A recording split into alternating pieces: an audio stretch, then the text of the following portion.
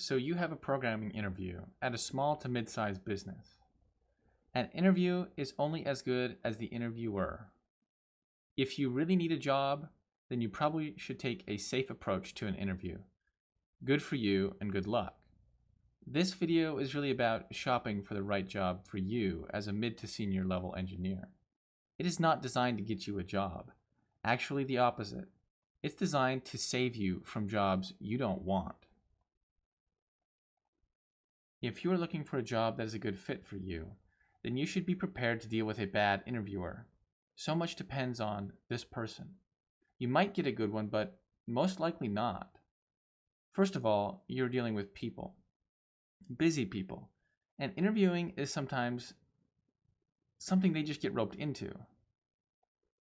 At the end of the process, they're just going to sum the whole thing up with how they felt about you. Usually, if you don't get the job and ask why, they won't answer because they don't know. They felt. They went to Google or YouTube and took note of the first few things that they saw and did that. Or worse, they may have been interviewing for years and never learned how to do it well. How are they supposed to know? What feedback mechanism is there from the interviewee? Usually none. The circumstances discourage it. This is where your first question comes in. How long have you been trying to fill this position? How many open positions do you have? Correlation does not equal causation, but still, not being able to fill positions can speak equally to the interviewers as the interviewees. You might be dealing with a company that has a hard time keeping and bringing in new people. All limitations that a company has can be traced back to limitations that people have at the company. If they were good at interviewing, would they have this problem? This might be your first indicator. Keep it in mind. If not an interviewing problem, then a failure of planning or execution. Not having the people you need when you need them is a failure. One you should take note of because you will be asked to pick up the slack. This can also represent a lack of flexibility. Part of hiring is fitting people and their existing skill into your company, and then training where needed. Another skill of a good interviewer. A good interviewer will start by telling you about who they are and what they know, and about how they're going to proceed and what they expect. If they don't, ask. A really good interviewer will do this in advance of the interview. This is not quite as important for low to mid positions, but if you are interviewing for a principal or senior roles and for several hours, you can expect to know something about it beforehand. You need to make sure that the interview process is going to be able to assess the role you are applying for. Otherwise, you are wasting your time. You will not be offered a senior position without being assessed for it, and if the structure is lacking, you should say so. If they're not succeeding at evaluating what you know, you should do something. If you recognize the disparity between the interview strategy and role, or a general lack of effectiveness, suggest they do something better. This will be very telling. Most people don't like this at all. They like to think they are evaluating you, and you'll learn more than enough about them based on how they respond to you suggesting how they could do better.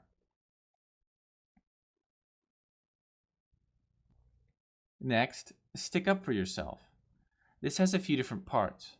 The first part is to say, I don't know, and then redirect the question to something relevant you do know.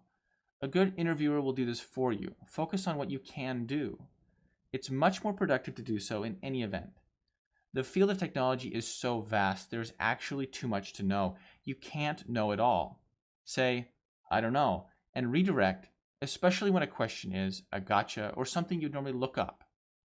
If it is relevant and a fair question, and you don't know it, then ask what the answer is and for them to explain it to you. Comment on how much there is to know. Most likely, you'll be able to fit your current knowledge into their explanation and show there was a gap in your understanding of the question and not the subject. Pay attention to how your feedback is affecting them. A bad interviewer will get frustrated when off script and always be jumping back to it. Moving on, don't answer questions in the wrong context. For example, I had interviewed at a company and had all but received an offer. I was notified that the VP wanted to talk to me but was out of town, so he would call me the next morning. When he did, he began to give me a whiteboard interview over the phone.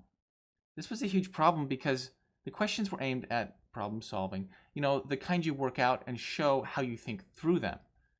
I wasn't in a position to do that. Worse yet, he wasn't in a position to evaluate how I was doing. I was so taken back by this that I just paused for like a minute. I was trying to figure out what was even going on. This guy was really dumb. I learned from this experience, and I'm always ready to say, I don't answer whiteboard questions over the phone. If they persist, ask if you can come in for the interview when they're in town next, or have you taken online technical assessment. This leads into the final stick up for yourself technique. Have some of your work available online, and then ask, have you looked at my work? Especially in the context of a technical assessment. They're asking a lot from you. Hours of assessments, interviews, travel, phone calls. How they respond to this question will be very telling. Be ready to ask, what did you think of X?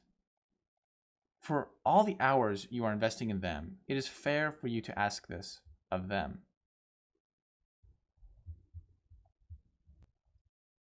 Last but not least, identify compliance testing pretending to be competency testing. For example, you've written tens of thousands of lines of code in IDEs at a computer. That is where you write code.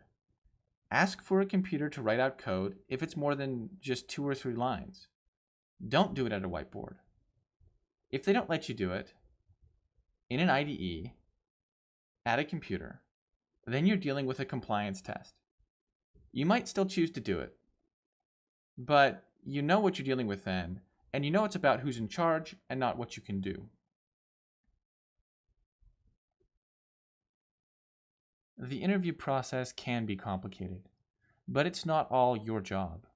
And when it doesn't work, it isn't always because of you.